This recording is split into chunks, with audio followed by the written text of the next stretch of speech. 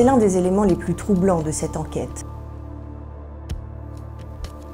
Le principal suspect de l'enlèvement et du meurtre de Ghislaine Dupont et Claude Verlon était bien connu des services de renseignement français qui, à cette époque, étaient très présents dans cette région du Mali. Cet homme, il s'appelle Bayak Bakabo. C'est un ancien trafiquant qui a combattu avec AQMI en 2012 avant de rentrer à Kidal début 2013, de se présenter comme un repenti.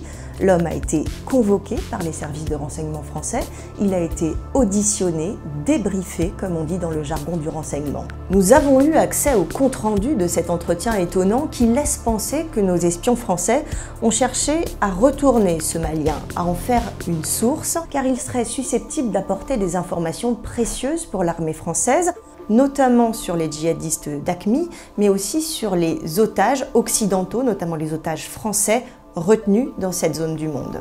Les proches de Ghislaine Dupont et Claude Verlon se demandent comment cet homme, qui était connu, qui était suivi, a pu si facilement préparer le rapt, enlever 2 journalistes en plein Kidal, en pleine rue, en plein jour, dans une ville cernée par les militaires. Les familles des victimes se demandent aussi pourquoi, à ce jour, il n'y a toujours pas de mandat d'arrêt international à son encontre.